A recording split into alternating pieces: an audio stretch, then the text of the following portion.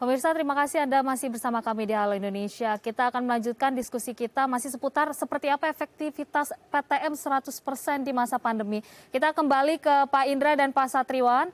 Pak, saya masih mau melanjutkan dengan tadi di segmen sebelumnya Pak Indra juga menjawab bahwa PTM 100% ini bukanlah sebuah solusi yang sebenarnya baik dilakukan saat ini. Nah, apa kemudian yang bisa juga direkomendasikan oleh Pak Indra untuk juga menjawab persoalan-persoalan pendidikan kita di masa pandemi COVID-19, dan digadang-gadang juga Kemendikbudristek ini sedang menggodok begitu Pak untuk melakukan adanya kurikulum baru yang lebih esensial di tengah pandemi COVID-19. Seperti apa itu Pak Indra tanggapannya? Kuncinya sebetulnya di sumber daya manusianya, Mbak. Jadi kita bicara adalah tenaga pendidik kita, juga para orang tua kita yang harus paham 4 pilar pendidikan tadi. Yang harus kita bekali anak-anak kita itu adalah caranya belajar, ya kan? Jadi bukan nilainya, bukan ijazahnya, kan begitu. Tapi mampu nggak dia belajar? Kalau tadi Vicky Naki bisa belajar bahasa tanpa harus datang ke sekolah, berarti memang belajar sekarang bisa di mana saja. Kalau kayak Putra Aji Adari, kalau nggak salah namanya, itu yang hacker top, itu yang apa, usia 15 tahun kan dia waktu itu tahun 2019 itu ngehack KPU, NASA, kan begitu. Itu dia belajar secara mandiri. Artinya tadi belajar itu sekarang sudah berubah, nggak harus diajarin, kan begitu. Kita punya teknologi digital yang membuat manusia itu bisa mengembangkan dirinya dengan teknologi baru ini. Nah, antara guru, orang tua juga harus memahami konsep kehidupan yang berubah ini dan mau belajar.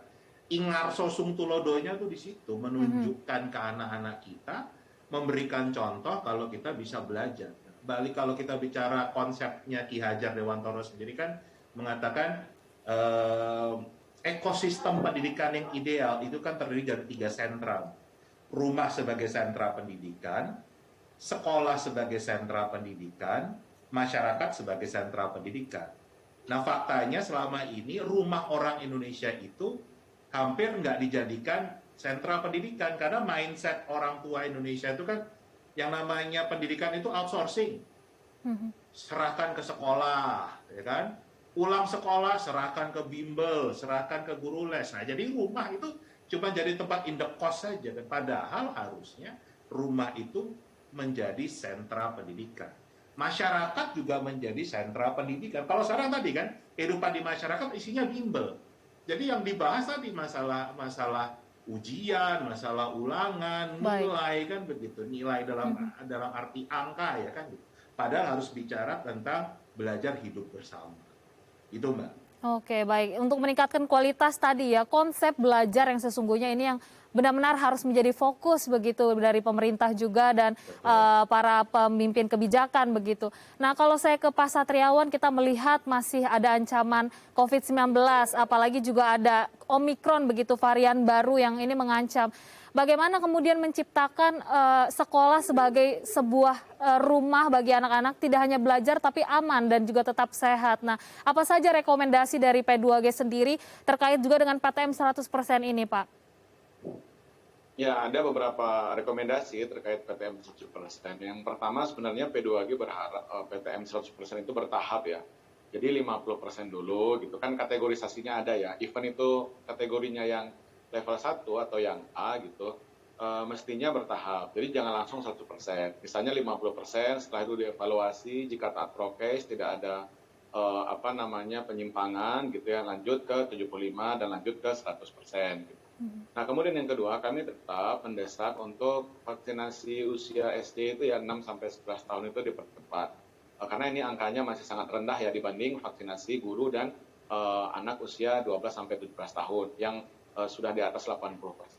Nah, yang ketiga, kami juga meminta agar dinas pendidikan atau aparat itu betul-betul sidak ya ke sekolah-sekolah gitu. Karena sekali lagi P2G menemukan di berbagai daerah yang sudah mulai PTM 100% termasuk di Jakarta itu pelanggaran sangat banyak gitu ya. Yang tadi saya sebutlah di awal gitu. Kemudian juga yang berikut adalah kami meminta misalnya wali kelas dan orang tua itu sama-sama bertanggung jawab kepada anak sepulang sekolah. Jadi misalnya berkomunikasi, kalau pulang sekolah jam 12 atau jam 13 anak belum pulang, nah ini saya rasa kan harus bertanya kemana nih anak, apakah sudah pulang apa belum. Khawatirnya mereka nongkrong, kemudian mereka melanggar prokes gitu kan. Nah, karena jam belajarnya kan tidak lama ya, maksimal 6 jam.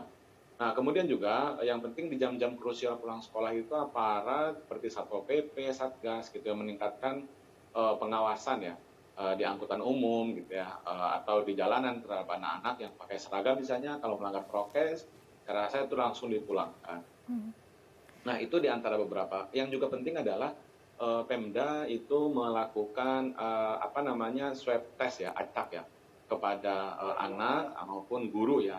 Nah, untuk mendeteksi secara dini apakah ada yang positif atau tidak gitu. Nah, saya rasa tes swab acak ini harus diregulerkan ya atau berkala gitu ya, apakah 2 minggu sekali atau sebulan sekali gitu. Nah, itu diantara cara-cara agar PTM kita ini betul-betul efektif ya gitu, betul-betul aman, sehat. Intinya sih disiplin prokes. Dan yang paling penting lagi adalah pengawasan tadi. Jadi SKB 4 Menteri tidak hanya jadi macan kertas ya, tetapi betul-betul implementatif dengan ada monitoring, pengawasan, dan kedisiplinan. Kedisiplinannya tidak ada di sekolah, tidak hanya di sekolah, tapi mulai dari rumah. Karena contoh tadi ya kata Mas Indra tadi, rumah itu adalah sentra pendidikan yang awal bahkan gitu. Di masyarakat juga, karena kami menemukan banyak di pulang sekolah anak-anak nggak pakai masker, masyarakat diam saja gitu ya. Karena masyarakatnya juga nggak pakai masker, jadi tidak ada kontrol sosial dari masyarakat. Nah, jadi kita sama-sama bergotong royong untuk kesehatan, keselamatan anak-anak kita dan guru.